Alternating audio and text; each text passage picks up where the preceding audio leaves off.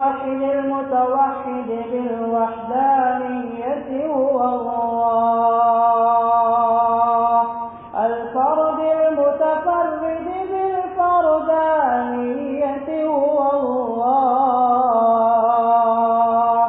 العزيز المتعزز بالعزة هو الله، القدير المقتدر بالقدرة هو الله، الأول هو الله، والآخر هو الله، والظاهر هو الله، والباطن هو الله، قبل كل شيء هو الله، وبعد كل شيء هو الله، والصلاة والسلام على سيدنا وحبيبنا وشفيعنا وسندنا محمد وعلى آله وأصحابه أجمعين. أما بعد، فأعوذ بالله من الشيطان الرجيم. بسم الله الرحمن الرحيم. رضي الله عنهم ورضوا عنه، أولئك حزب الله، ألا إن حزب الله هم المفلحون. اللهم صل على سيدنا ومولانا محمد وعلى آل سيدنا ومولانا محمد وبارك وسلم. اللہ رب العزت کا احسان ہے، کرم ہے کہ اللہ تبارک و تعالی نے ہم تمام کو ایک دین کے خاطر دین کی بات سننے کے لیے ہمیں یہاں پر جمع فرمایا. دعا کریں اللہ تبارک و تعالی ہم تمام کو جس طرح یہاں پر جمع ہے اسی طرح جنت الفردوس میں بھی اللہ تبارک و تعالی ہمیں جمع فرمائے. بولو آمین. سب سے پہلے تو میں پوتیس کی کمیونٹی والوں کا میں شکریہ ادا کرتا ہوں کہ آپ لوگوں نے مجھ جیسے گنہگار کو ایک بہت بڑی بابرکت کرسی کے اوپر مجھے بیٹھنے کی توفیق عطا فرمائے اور بیٹھنے کا چانس دیا، کیونکہ بہت سارے بزرگ الحمدللہ یہاں پر آتے رہتے ہیں اور یہاں پر آپ لوگ ان سے استفادہ کرتے رہتے ہیں. اللہ تبارک و تعالی آپ لوگوں کو دین کے لیے قبول فرمائے اور آپ کی نسلوں میں بھی اللہ تبارک و تعالی دین کو باقی رکھے. تو ہم بیٹھے ہوئے ہیں تو انشاءاللہ ہمارا مقصد تو ہے عمل کرنا. بیان یہ کوئی مقصد تو نہیں ہے، مقصد ہمارا کیا ہے؟ عمل کرنا. اور عمل کرنا یہی سب سے بڑی چیز ہے اور اسی لیے ہم بیان سنتے ہیں تاکہ ہمیں کچھ معلوم ہو جائے اور ہم اس کے اوپر عمل کریں. اور اللہ تبارک و تعالی قرآن میں فرماتا ہے کہ میرے بندو تم قرآن سنو، حدیث سنو اور اس کے اوپر عمل کرو. اللہ تبارک و تعالی فرماتا ہے تیرا کام زمین کے اوپر عمل کرنا ہے اور میرا کام آسمان میں ہدایت دینا. پارہ نمبر 23 میں اللہ تبارک و تعالی فرماتا ہے اور حضرت عبداللہ فرماتے ہیں، عبداللہ رضی اللہ تعالیٰ عنہ، او اللہ کے رسول صلی اللہ علیہ وسلم، یہ ہدایت کیا ہے؟ یہ ہدایت کیا چیز ہے؟ ہمارے آقا تاجدار مدینہ محمد عربی صلی اللہ علیہ وسلم نے فرمایا کہ ہدایت یہ ہے کہ جب تجھے ہدایت مل جائے اور موت کا آخری وقت آئے تو اللہ تبارک و تعالی تیری زبان پر کلمے کو جاری کرے. موت کا وقت آئے اللہ تعالیٰ زبان کے اوپر کلمہ جاری کر دے گا اور یہی ہے ہدایت. اور اسی کو اللہ کے رسول صلی اللہ علیہ وسلم نے ایک حدیث میں بھی بیان فرمایا. تو سب سے پہلے ہم کیا کریں گے؟ قرآن سنیں گے، حدیث سنیں گے اور اس کے اوپر عمل کریں گے. پارہ نمبر 23 اللہ تعالیٰ فرماتا ہے الذين يستمعون القول فيتبعون أحسنه أولئك الذين هداهم الله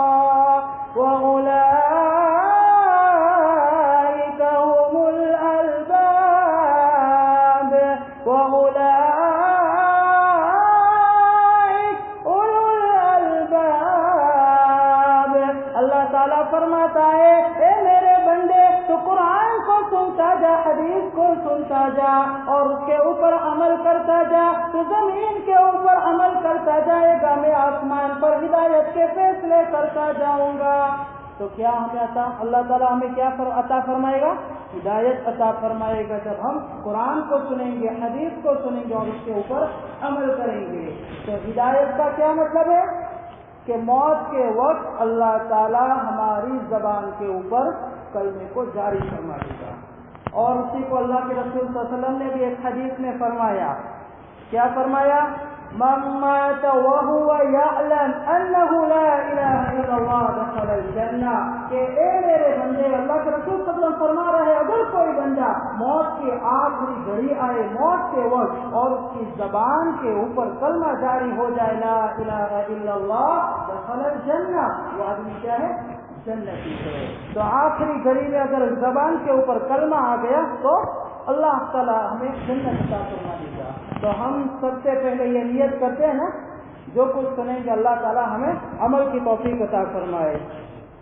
مولانا رفیق صاحب نے بتایا کہ 30 یا 40 منٹ بیان کرنا ہے، تو زیادہ وقت انشاءاللہ آپ کا میں نہیں لوں گا۔ سب سے پہلے آج جو یہ پروگرام ہم نے جو رکھا ہے وہ صحابہ کے اوپر ہے، اور اس میں جو ٹاپک دیا گیا ہے حضرت عثمان رضی اللہ تعالی عنہ۔ تو پھر اس سے پہلے کہ ہم اس ٹاپک کے اوپر جائیں، سب سے پہلے ہم اپنے اللہ کا تعارف سنتے ہیں قرآن مجید سے۔ اللہ کون ہے؟ اللہ کیا ہے؟ قرآن کیا کہتا ہے اللہ کے بارے میں؟ تو سب سے پہلے ہم اللہ کا تعارف سنتے ہیں کہ اللہ کون ہے۔ اللہ اپنا تعارف فرما رہا ہے قرآن مجید میں، اللہ نے اپنا تعارف کر رہا ہے، کیا فرمایا؟ سورہ حدید کے اندر اللہ تبارک و تعالی فرماتا ہے سبح للہ ما فی السماوات والارض وهو العزیز الحکیم، له ما فی السماوات والارض، له ما فی السماوات، له ملک السماوات والارض وهو على كل شيء قدیر، هو الاول والآخر والظاہر والباطن وهو بكل شيء علیم۔ اللہ تبارک و تعالی فرماتا ہے کہ اگر میرے بندو تم مجھے یاد کرو یا نہ یاد کرو، لیکن میری تو تسبیح بیان کرتے ہیں کون؟ جو آسمانوں میں ہے، جو زمین میں ہے، اور اللہ کو ہمارے تسبیح کی ضرورت نہیں ہے کہ ہم یاد کریں، اللہ کو تو پورے آسمان کی ساری چیزیں یاد کرتی ہے، زمین کی ساری چیزیں یاد کرتی ہے، اور اللہ فرماتا ہے اللہ وہ تو آسمانوں کا مالک ہے، زمین کا مالک ہے، اور وہ ہر چیز پر قادر ہے۔ اللہ فرماتا ہے الاول، وہی اول ہے، وہی آخر ہے، وہی ظاہر ہے اور وہی باطن ہے، اور ہر چیز کو جاننے والا ہے تو وہ اللہ ہے۔ اور ہمارے نبی محمد الرسول اللہ صلی اللہ علیہ وسلم نے اس کو یوں فرمایا انت الاول وليس قبلك شيء، او اللہ تو اتنا پہلا ہے، اتنا پہلا ہے کہ تجھ سے پہلے کوئی چیز نہیں۔ انت الآخر فلیس بعدک شیء، او اللہ تو اتنا آخر ہے، اتنا آخر ہے کہ تجھ سے دور تو کوئی چیز نہیں ہے۔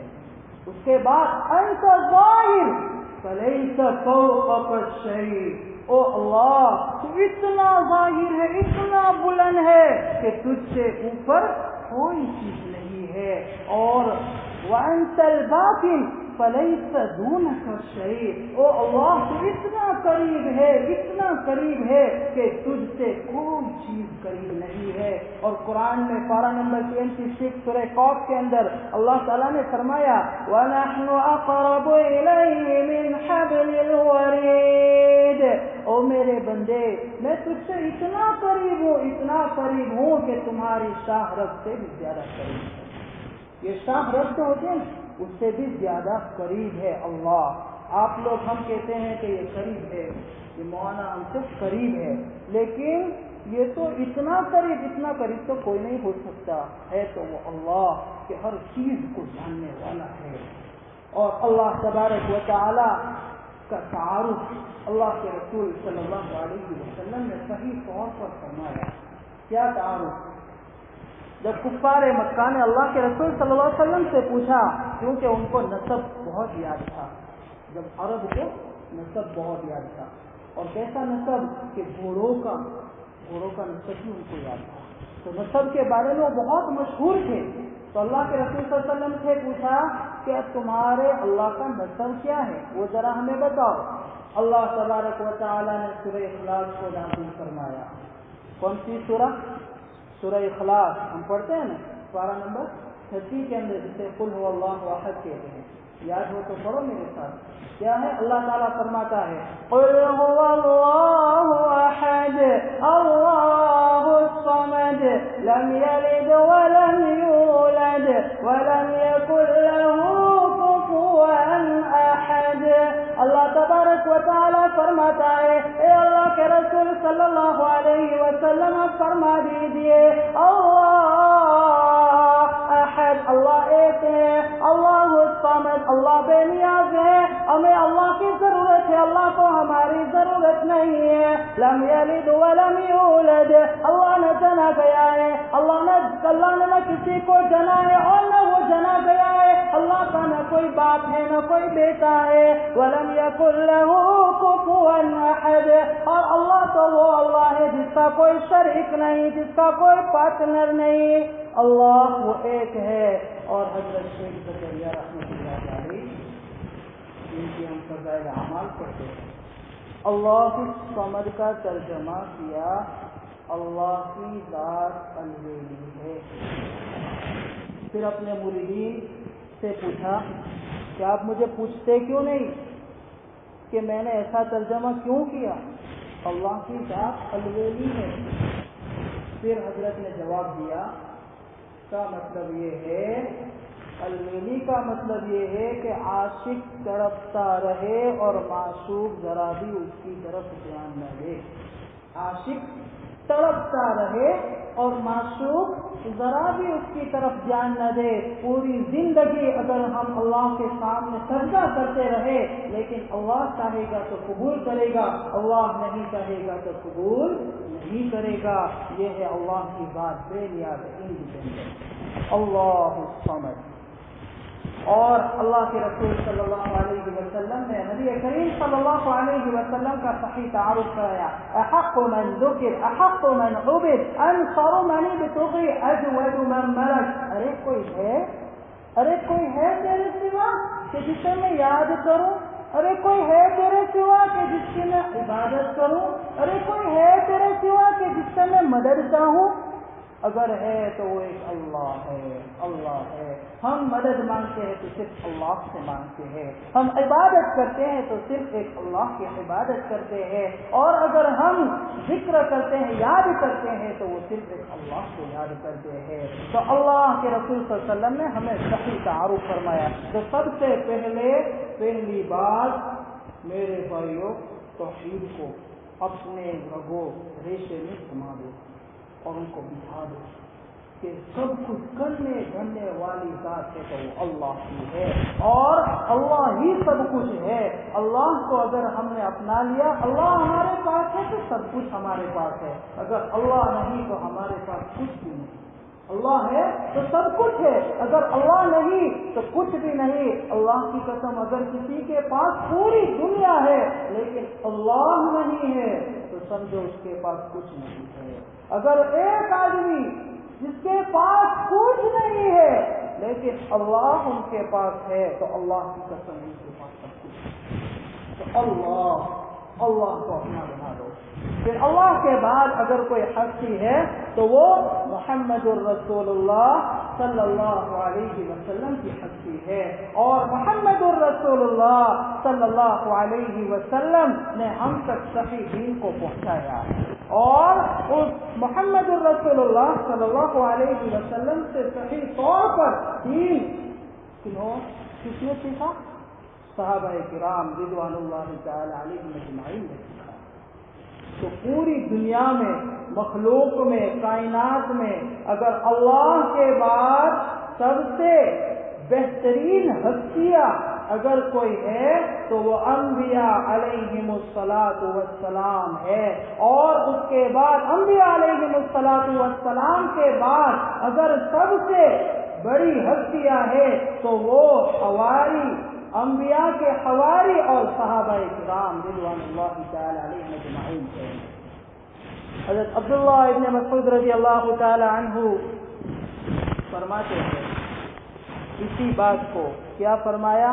ان اللہ نظر فی قلوب العباد فوجد قلب محمد صلی اللہ علیہ وسلم، کہ اللہ تبارک و تعالی نے کائنات کو پیدا کیا اور اس کائنات میں مخلوق کے دلوں کو جھانکا، تو مخلوق کے دلوں میں سب سے بہترین دل کو پایا تو وہ محمد رسول اللہ صلی اللہ علیہ وسلم کا دل کو پایا، اور پھر فاصطفاه لنفسه فابتعثه برسالته، اللہ تبارک و تعالی نے نبی کریم صلی اللہ علیہ وسلم کو چن لیا اور سر کے اوپر خاتم الرسول کا تاج سجا دیا، اور محمد الرسول اللہ صلی اللہ علیہ وسلم کے بعد حضرت عبداللہ ابن مسعود رضی اللہ عنہ فرما رہے ہیں ثم نظر في قلوب العباد فوجد قلوب اصحاب محمد صلی اللہ علیہ وسلم، کہ نبی کریم صلی اللہ علیہ وسلم کے بعد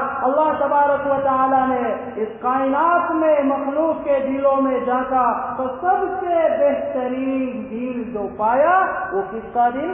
صحابہ کرام رضوان اللہ تعالی علیہم اجمعین کے دل کو پایا، کہ یہی صحابہ ہے کہ جنہوں نے ہم تک اس دین کو پہنچایا، اور کانوا هذه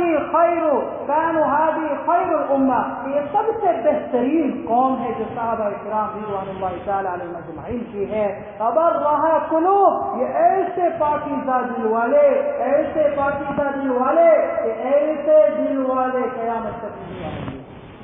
وَأَعْمَقَهَا عِلْمًا، اور ایسا علم اللہ نے ان صحابہ کرام کو دیا کہ ایسا علم نہ کسی کے پاس ہے اور نہ قیامت تک آئے گا، اور وَأَقَلُّهَا تَكَلُّفًا، یہ بصیرت والے، یہ سعادت والے اور تکلف سے بہت دور یہ زندگی گزارنے والے صحابہ تھے۔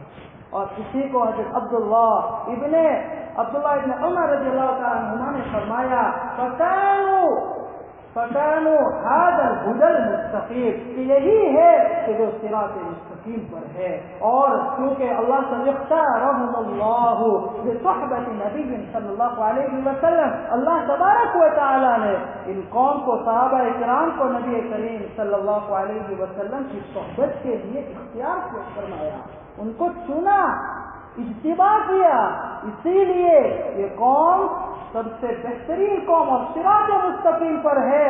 اگر صراط مستقیم پر صحابہ کرام سے بڑھ کر کوئی نہیں ہے تو یہی قوم ہے، اور اسی کو براء ابن عازب رضی اللہ تعالیٰ عنہ فرماتے ہیں، کیا فرمایا؟ والذی نفسی محمد بیدی، والذی نفسی محمد بیدی لموقف احدهم ساعة مع رسول اللہ صلی اللہ علیہ وسلم خیر من الدنیا وما فیہا۔ اللہ تبارک و تعالی نے اس ہستی کو چن لیا، اور یہ ہستی ایسی ہستی ہے کہ جنہوں نے نبی کریم صلی اللہ علیہ وسلم کے ساتھ ایک مومن، ایک گھڑی جو گزاری ہے، اس ایک گھڑی کو اگر پوری دنیا میں بیچ دیا جائے تو پوری دنیا بھی اس ایک گھڑی کی قیمت کو ادا نہ کر سکے۔ یہ ایسی گھڑی، اور اسی میں سے ایک ہے جنہوں نے لاکھوں گھڑیاں گزاری ہمارے آقا تاجدار مدینہ محمد عربی صلی اللہ علیہ وسلم کے ساتھ گزاری، اور وہ ہے خلیفہ ثالث عثمان بن عفان ابن ابی العاص، کہ حضرت عثمان رضی اللہ تعالیٰ عنہ جو ہمارے آقا تاجدار مدینہ محمد عربی صلی اللہ علیہ وسلم کے سن ان لو بھی ہے، داماد بھی ہے، جسے گجراتی میں کہتے ہیں جمائی، اور بہت سے لوگ بولتے ہیں جمائی راجا تو ہمارے عثمان رضی اللہ عنہ ہمارے آقا محمد الرسول اللہ. آپ کو بات سمجھ میں آ رہی ہے یا گجراتی میں بولوں؟ جی سمجھ میں آ رہی ہے؟ تو ہمارے حضرت عثمان رضی اللہ تعالی عنہ یہ کس کے داماد ہیں؟ ہمارے آقا محمد الرسول اللہ صلی اللہ علیہ وسلم کے داماد. ایک مولانا ہے پاکستان کے کراچی، انہوں نے ایک کتاب لکھی، عجیب و غریب کتاب. اس کتاب کا نام ہے دو داماد اور دو سسر. دو داماد اور دو سسر. کوئی نقطہ نظر آتا ہے؟ کوئی نقطہ، کوئی ڈاٹ اس کے اوپر نظر آتا ہے؟ داماد سسر نہیں. تو پوری کتاب شاید 400 یا 500 پیج کی ہے اور ایک جگہ پر بھی نقطے والا حرف استعمال نہیں. سوچو آپ، ان کے بارے میں لکھی کتاب. دو داماد یعنی کون؟ دو داماد اور دو سسر. دو سسر مینس کو کہتے ہیں فادر ان لو انگلش میں. تو وہ دو سسر، نبی صلی اللہ علیہ وسلم کے ایک سسر کون ہے؟ حضرت ابو بکر، اور دوسرے ہیں حضرت عمر رضی اللہ عنہ. تو دو سسر ہوئے. اور دو داماد یعنی سن ان لو کون ہے؟ وہ حضرت علی رضی اللہ عنہ اور حضرت عثمان رضی اللہ تعالیٰ عنہ. اور دونوں یہ دونوں ان کا نام بھی اسی طرح رکھا کہ کوئی نقطے والا نہیں. اور ہر جگہ پوری کتاب میں جہاں کہیں بھی دیکھا، ان کو پڑھا، سیرت کو پڑھنا شروع کیا حضرت عثمان کے بارے میں، تو ہر جگہ پر دیکھا نقطے والا وغیرہ. ایسے اردو کے الفاظ استعمال کیے جو استعمال بھی نہیں ہوتے بہت سی جگہ پر، تو ان کی تشریح بھی اصل میں انہوں نے کی. اور جو تقریب لکھتے ہیں یعنی کتاب کی خصوصیت کیا ہے، تو وہ لکھتے ہیں تو انہوں نے بہت تعلیم میں لکھا کہ ایسی کتاب پوری دنیا میں کسی نے نہیں لکھی. بہت ساری کتابیں لکھی گئی لیکن ایسی کتاب ہے جس میں نقطے والا کوئی حرف استعمال نہ کیا گیا. نقطے والا، نقطے بغیر کا لفظ یعنی با، اس میں تو نقطہ ہے. تا اس میں تو ہے، سا ہے. جیم اس میں بھی ہے، الف ہے، ہا ہے، دال ہے، را ہے، سین ہے. اسی طرح کے الفاظ کے جس میں نقطہ یہ ڈاٹ نہ آتا ہو اس کو استعمال کیا اور اسی طرح پوری کتاب کو لکھا. ایک عجیب بات اس میں ہم سنتے رہتے ہیں جمعہ کے خطبے میں، کیا ہے؟ خیر القرون قرنی ثم الذین یلونہم ثم الذین یلونہم. سنتے رہتے ہیں نا، خیر القرون قرنی. بہترین اگر قرن ہے، اگر زمانہ ہے تو وہ کس کا؟ قرنی یعنی میرا زمانہ. اس میں ایک لفظ کتنا ہے؟ قرن. قرن میں کتنے لفظ ہیں؟ کتنے حرف ہیں؟ قرن 3، قاف، را، نون اور یا. قرنی، قرنی. خیر القرون قرنی. کتنے حرف ہیں؟ 4 ہیں نا، قاف، را، نون اور یا، 4. تو کہا کہ اس میں سے چاروں حرف میں سے پہلا حرف کون سا ہے؟ قاف. اور چاروں خلفاء جو ہیں چاروں، یہ دو داماد اور یہ دو سسر کو لے لو. تو ان میں سے سب سے پہلے کون ہے؟ حضرت ابو بکر صدیق. صدیق میں آخری حرف کون سا ہے؟ صدیق میں قاف. قرنی میں پہلا کون سا؟ قاف. دوسرا قرنی میں دوسرا کون سا حرف ہے؟ را ہے نا. اور دوسرے خلیفہ کون؟ حضرت عمر. تو عمر میں آخری حرف کون سا ہے؟ را. تو قرنی میں دوسرے را. تو اسی ترتیب سے آ رہا ہے، دیکھو اسی ترتیب سے وہ خلیفہ بھی بنے. اور تیسرا حرف کون سا ہے؟ قرنی میں نون. اور تیسرے خلیفہ کون؟ حضرت عثمان. عثمان میں آخری حرف کون آ رہا ہے؟ نون.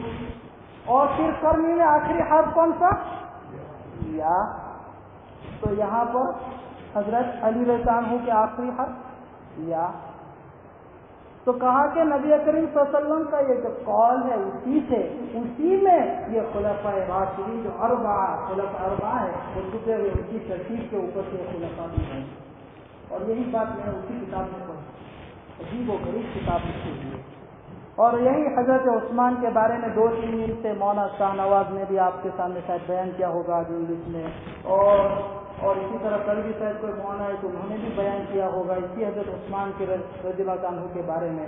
لیکن جو ہر جمعہ کو پڑھتے رہتے ہیں، شاید اگر آپ کو نہ معلوم ہو اس کا ترجمہ کیا ہے، ان کے ٹائم تو بہت پاس جا رہا ہے، شاید آپ بھی بور ہو رہے ہیں. بور تو نہیں ہو رہے نا؟ जन्नत में एक मतलब एक मौना गए इंग्लैंड के अंदर बयान करने के लिए, तो जन्नत के बारे में बातें कर रहे हैं।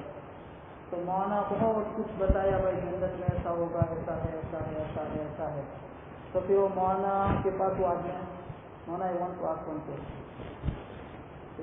What you want to ask, तो क्या पूछना था तो पूछो। कि नहीं I want to ask, I don't want to ask in front of मैं लोगों के सामने पूछना नहीं चाहता, मैं तन्हाई में पूछूंगा।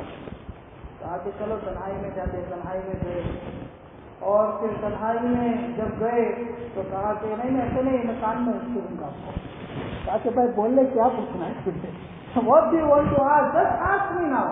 He said, Mona, I want to ask you a question. What? He said, my wife also will come to Jannat or not? He said, yeah, your wife also will come. Your wife also will go to Jannat with you. Your wife also will go. He said, oh, मेरी wife भी जन्नत में आएगी। Okay, हाँ तुम्हारी बीवी भी आएगी, और अल्लाह ताला खुद से 70 गुना ज्यादा खूबसूरती अदा कर। नहीं कहा कि मुझे नहीं जाना जन्नत में। कहा क्यों नहीं जाना? कहा कि यहाँ भी आप परेशान कर दिया, वहाँ भी मुझे परेशान करेगी, सुकून से नहीं रहेंगे। कभी टेंथ रेवन के है हमें बहुत परेशान करे दुनिया में, तो कभी वक्त मगज मारी कर है ना करता भाई नहीं आवे तो हारी भाई मुझ तो फ्रेश है ना। तो इस तरह भी होता है दुनिया, बहुत से लोग डिफरेंट क्वालिटी के लोग होते हैं। चलो भाई, हजरत उस्मान रजी अल्लाह ताला अन्हु का दुरूद शरीफ पढ़ो। अल्लाहुम्मा सल्ली अला सय्यिदिना मौलाना मुहम्मद व अला आलि सय्यिदिना मौलाना मुहम्मद व बारिक वसल्लिम। हजरत उस्मान रजी अल्लाह ताला अन्हु के बारे में अल्लाह के रसूल सल्लल्लाहु अलैहि वसल्लम ने बहुत सारी बातें बयान फरमाई। सबसे पहले सुनो, हजरत उस्मान रजी, उनके वालिद का नाम क्या था? अफ़्फ़ान। और उनके वालिदा का नाम क्या था? अरवा बिन्ते कुरैश।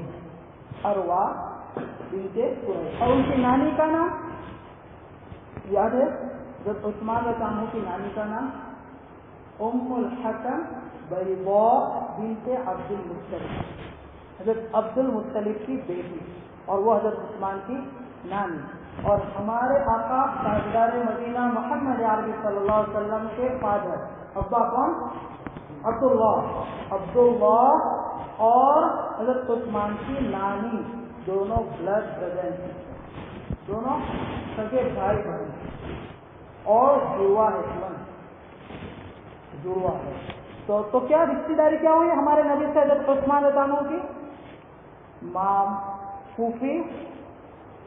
फूफी जात बहन के लड़के, और नबी करीम सल्लल्लाहु अलैहि वसल्लम हजरत उस्मान के मामू जात भाई के लड़के हुआ ना। तो हजरत उस्मान के साथ ये रिश्तेदारी। और क्या लक़ब था? पहले उनका लक़ब था अबू अम्र, लेकिन जब हजरत रुक़ैया के साथ शादी हुई तो एक अल्लाह ने एक बेटा दिया जिसका नाम था अब्दुल्लाह। फिर उसके बाद उनकी कुनियत हुई अबू अब्दुल्लाह। कुनियत पहले थे अबू अम्र, इस्लाम से पहले, फिर क्या कुनियत हुई? अबू अब्दुल्लाह। और उनका लक़ब था, हम सुनते रहते, क्या? जिन नूरैन। इसको जिन नूरैन क्यों बोलते हैं पता है आपको? जिन नूरैन क्यों कहा जाता है?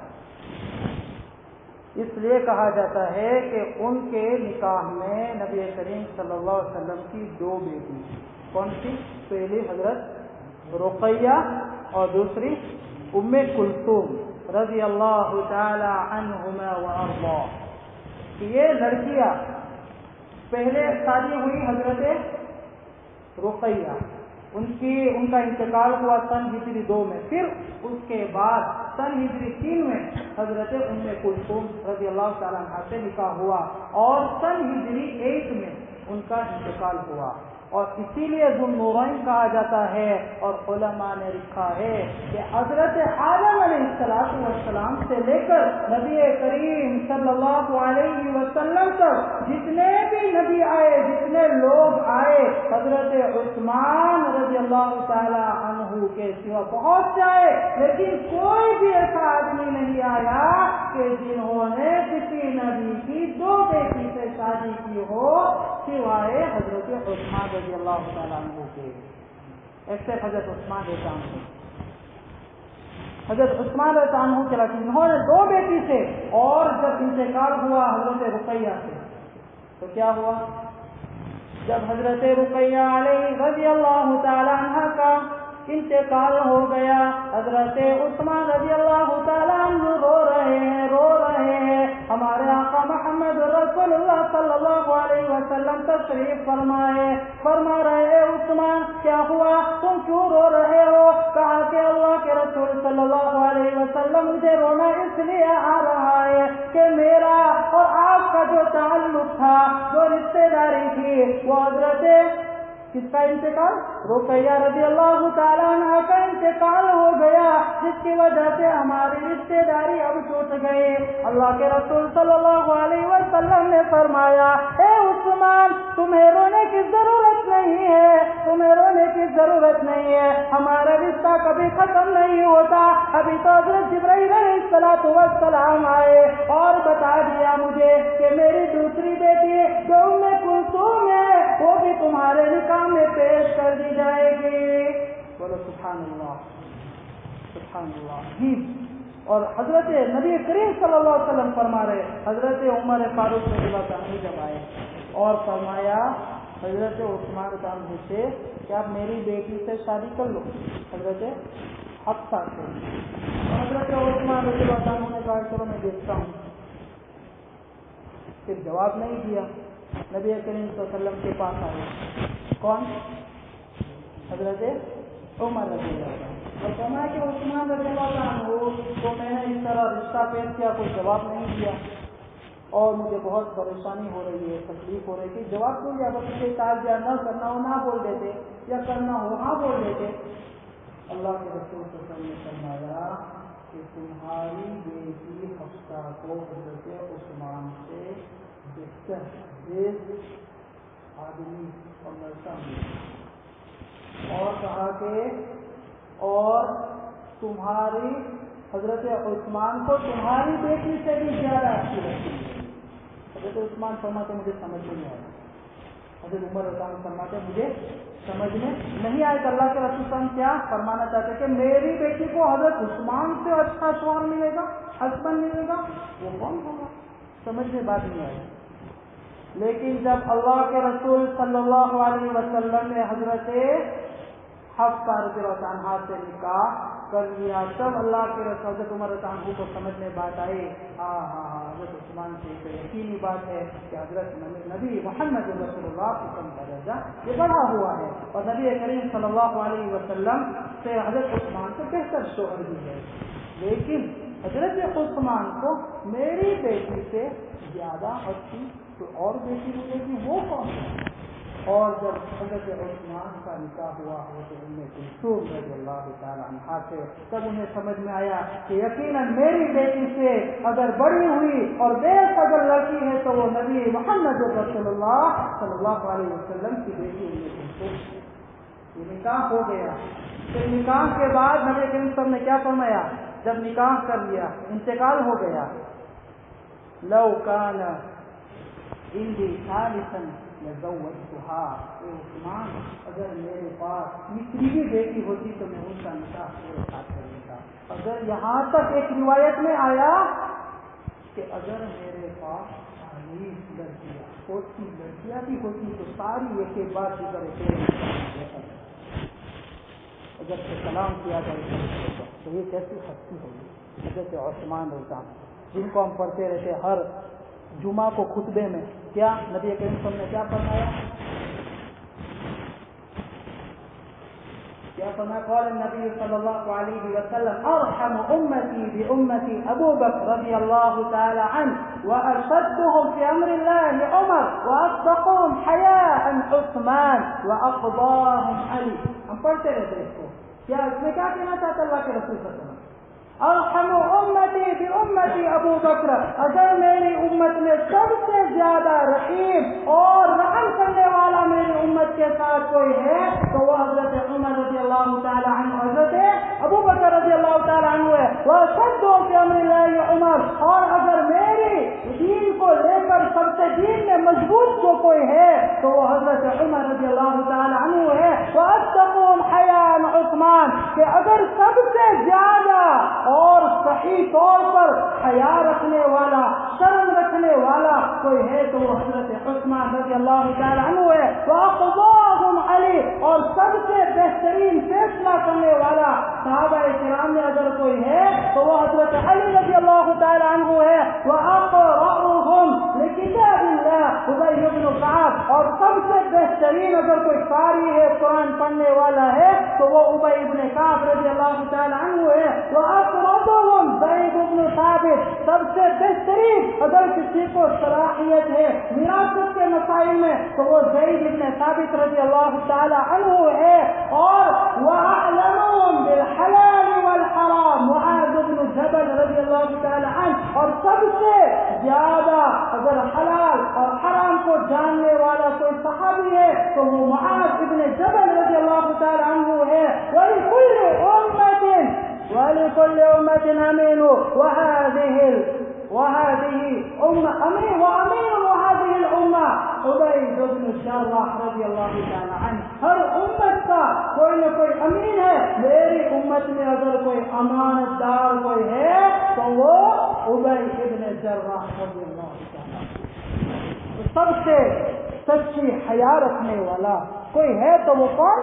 حضرت عثمان رضی اللہ تعالی عنہ، اور نبوت کی زبان سے یہ بات نکلی اور شرع مبشرہ میں بھی اس کا نام ہے۔ ابن شریف کی روایت، قال النبي صلى الله عليه وسلم ابو بكر في الجنه وعمر في الجنه وعثمان في الجنه وعلي في الجنه وطلحه في الجنه والزبير في الجنه وعبد الرحمن بن عوف في الجنه وسعيد بن زيد في الجنه وسعد بن ابي وقاص في الجنه وابو عبيده بن الجراح في الجنه، رواه امام الترمذي رحمه الله تعالى۔ کیا فرمایا؟ ابو بکر بھی جنتی، عثمان بھی جنتی، عمر بھی جنتی، علی بھی جنتی، اور طلحہ زید یہ سب جنتی۔ یہ عشر مبشرہ میں بھی ان کا نام ہے، ٹھیک ہے؟ حضرت عثمان رضی اللہ تعالی عنہ، اور کیسا مقام، کیسی زندگی، انفاق فی سبیل اللہ، ہر چیز میں جہاں کہیں آپ دیکھو جیسے عثمان رضی اللہ عنہ کی زندگی اگر موقع ملے ضرور پڑھو، اور کیسی حیا اور مودستی حضرت عثمان رضی اللہ تعالی عنہ کے اندر میں تھی۔ وقت ہو گیا، دیکھ یا اور کچھ باتیں کریں اور کچھ بولوں؟ بس مولانا نے آپ کو میری چائے بند کر دیا، میں کچھ نہیں بول سکتا، آپ لوگ بھی عادی نہیں ہے یہ۔ اور کچھ بولوں یا پھر بند کر دیا؟ تھک گئے ہوں گے آپ جی؟ اور کچھ بولوں؟ دیکھو آپس میں جھگڑا کو ایسی بات مجھے سبب پر اگر کوئی آدمی آپ نے بول دیا لیکن نہیں معلوم کوئی راضی ہے یا راضی نہیں ہے، اگر اس کی کوئی حالت آ گئی آپس میں جھگڑا بھی اس سے بہتر ہے تو میں چلا جاؤں گا۔ سمجھنا آیا نا مجھے؟ چلو 5 منٹ بات کر لیتے ہیں، تھوڑا خلاصہ بیان کر دیتے ہیں اور پھر بات کو ختم کر دیتے ہیں۔ اللہ تعالیٰ ہم تمام کو عمل کی توفیق عطا فرمائے، صحابہ سے سچی پکی محبت عطا فرمائے، اور اسی صحابہ کے ساتھ اللہ تعالیٰ ہم کو جنت میں بھی ہم صحابہ کی معیت ہمیں نصیب فرمائے۔ ایک مرتبہ جب جنت کی یہ باتیں آ رہی تھیں، جنت کی باتیں، تو میں ذرا ایک بات آپ کو ایک لطیفے کے طور پر بتاؤں۔ ایک بھائی نے کہا کہ مولانا قرآن میں تو ہے وَلَكُمْ فِيهَا مَا تَشْتَهِي أَنفُسُكُمْ وَلَكُمْ فِيهَا مَا تَدَّعُونَ نُزُلًا مِّنْ غَفُورٍ رَّحِيمٍ۔ اللہ تبارک و تعالیٰ فرماتا ہے کہ جنت میں تجھے کوئی چیز مانگنے کی ضرورت نہیں ہے، ارے مانگے گا کائے کو، جو بھی چیز ضرورت ہوگی تجھے صرف سوچتا چلا جائے گا، میں تجھے دیتا چلا جاؤں گا، صرف سوچتا چلا جائے گا، دیتا چلا، صرف سوچنا ہے اللہ تعالیٰ دے دے گا۔ تو وہ ایک بھائی نے کہا کہ بھائی میں سوچوں گا جو مجھے خواہش کو، جو بھی میری ڈیزائر ہو، اور میں ڈیزائر ساری میری ڈیزائر سب پوری ہو جائے گی جنت میں۔ کہا کہ ہاں بھائی سب کچھ مل جائے۔ کہا کہ مولانا آئی ول گیٹ دیٹ۔ کیا فرما سمجھ رہے ہو؟ کیا مجھے یہ ملے گا جنت میں؟ ایسی سگریٹ پینا اسموک ملے گا مجھے؟ مولانا نے کہا کہ اگر میں اس کو یہ جواب دے دوں گا ہاں ملے گا تو کہے گا لوگوں کو ہاں بھائی پیو پیو خوب پیو جنت میں بھی یہی ملنے والا ہے. پریشان ہے. اگر نہ بولو تب بھی کہے گا ابھی تو زور زور سے چلا کر بیان کر رہا تھا کہ جنت میں جو چاہیں گے ملے گا. اگر میں کیوں جنت میں سگریٹ کیوں نہیں ملے گی؟ ارے ملے گی سب کچھ جو چاہیں گے ملیں گے. تو مجھے چاہتے ہیں کہ جنت میں اسموک کروں تو یہ مجھے ملنا چاہیے. مولانا کہنا بھی نہیں کہہ سکتا. ایسا بھی نہیں کہ بھائی حرام حرام نہیں پینے کا کم. کہا کہ بھائی یہ سوال مجھے مت پوچھو, سوال بھی مت پوچھ, میرے پاس کوئی جواب نہیں ہے. تو کہا کہ نہیں پوچھنے کا کیوں نہیں پوچھنے کا بھائی, آپ نے کہا سب کچھ ملے گا تو یہ سگریٹ بھی ملنی چاہیے. کہا کہ اللہ نے میرے ذہن میں ایک جواب ڈالا. کہا کہ میں ملے گا جنت میں سگریٹ بھی ملے گی, لیکن پرابلم یہ ہے کہ جنت میں آگ نہیں ہے, تو آگ لینے کے لیے آپ کو جہنم میں جانا پڑے گا, تب جا کر تمہیں سگریٹ جلانے ملے گی. کہا کہ وہ ایسا بھاگا 4 سال ہو گئے کبھی ملنے نہیں آیا. ایسی کھوپڑی بھی ہوتی ہے دنیا میں. چلو تو یہ جنت, اللہ تعالیٰ ہم تمام کو جنت کو فردوس عطا فرمائے. جنت کے 8 نام ہے, یہ سارے کبھی انشاءاللہ موقع ملا کبھی آؤں گا تو اس کو کوئی بیان کرنا پھر جنت کے اوپر سے اگر اللہ کو منظور ہوگا. تو حضرت عثمان رضی اللہ تعالی عنہ تو بہت مشہور ہے حیا کے اندر, یہ شرم. تو یہ حیا جو ہے آج دنیا سے نکل رہی ہے. آج ہمارے نوجوان, اللہ معاف فرمائے, بہت سے نوجوان چھوٹا سا ٹی شرٹ پہن لیتے ہیں اور یہ چھوٹی سی کلاس ہماری حیران کی نظر آتی ہے. اور نماز میں بھی بہت سارے نوجوان کسی کے ساتھ آ جاتے ہیں. یہ سطر جو دکھتا ہے کہ نماز ہماری کیسی ہے, یہ سطر اس کو چھپانا فرض ہے.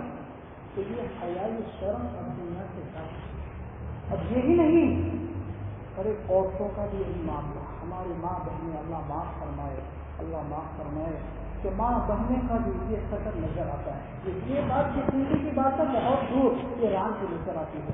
اب کیسا ماحول, یہ سیرت حضرت عثمان, حیا کے بارے میں سبق آتے ہمارے دل میں یہ حیا, یہ مودستی آ جائے اور ان کی جو نفرت ہے وہ دلوں میں پیدا ہو. تو انشاءاللہ عمل کریں گے, حیا انشاءاللہ پڑھیں گے اور ہم دوسرے بھائیوں کو بھی بتائیں گے. اور ایک ہے انفاق فی سبیل اللہ, کہ حضرت عثمان کیسا خرچ کرتے تھے اللہ کے راستے میں. اگر دھیرے مونا جو یہ کنواں ہے وہ بھی خریدا, سن لیا ہوگا اپنے شاید بیان کے اندر میں, اور وہاں پر جہاد میں جانا, غزوہ تبوک کے اندر بہت سارے گھوڑے اور اونٹ وغیرہ سارا بہت اللہ کے راستے میں خرچ کر دیا. اور اللہ کے رسول صلی اللہ علیہ وسلم نے جنت کی خوشخبری دے دی 11 مرتبہ. کتنی مرتبہ؟ 11 مرتبہ. 11 ٹائم اللہ کے رسول صلی اللہ علیہ وسلم نے اپنی زبان مبارک سے جنت کی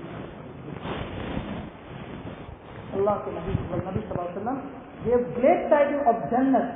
How many times? 11 times.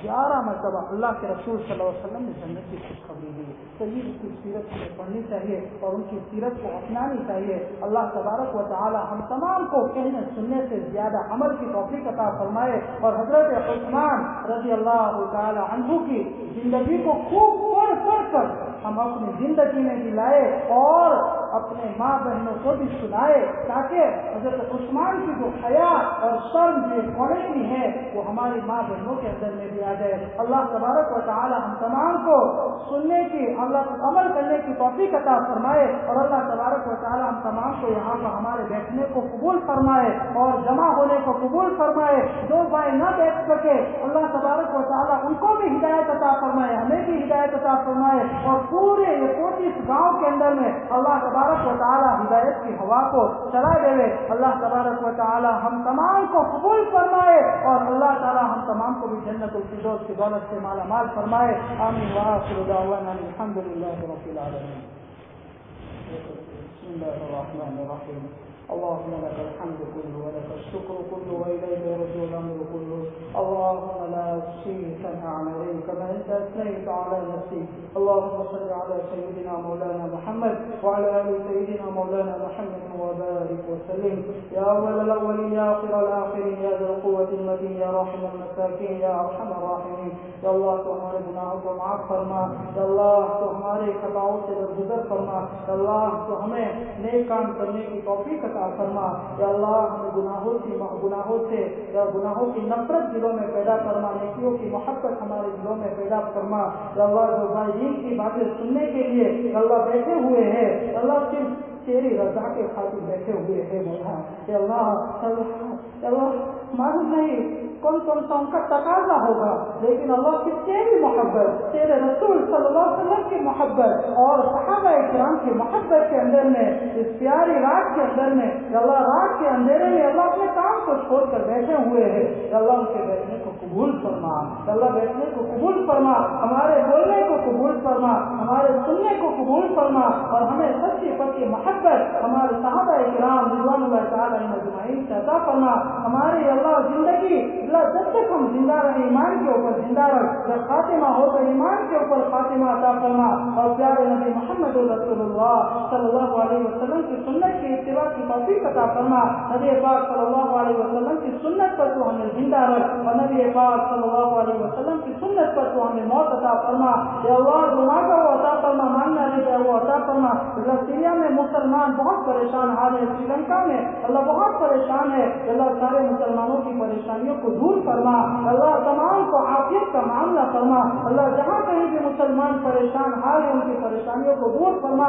اللہ ہمیں 5 وقت کی نماز پابندی کے ساتھ ریگولر پڑھنے کی توفیق عطا فرما. ہماری مسجدوں کو آباد فرما. اللہ ہمارے دین میں, اللہ ہمارے گھروں میں دین کو آباد فرما. اللہ دین کو آباد فرما. اللہ ان ساری پریشانیوں سے ہمارے مالوں کی, ہمارے گھروں کی, اللہ ہمارے بزنس کی, ہمارے شوق کی پوری حفاظت فرما. اور ہمارے علم و عمل میں رزق میں اللہ بے حساب عافیت کے ساتھ برکت عطا فرما. اور پیارے نبی محمد رسول اللہ صلی اللہ علیہ وسلم کے صدقے فکر میں ہماری دعا کو قبول فرما. آمین. ان اللہ و ملائکتہ یصلون علی النبی یا ایھا الذین آمنوا صلوا علیہ وسلموا تسلیما. اللهم صل علی سیدنا مولانا محمد وعلى آل سیدنا مولانا محمد وبارک وسلم برحمتک یا ارحم الراحمین.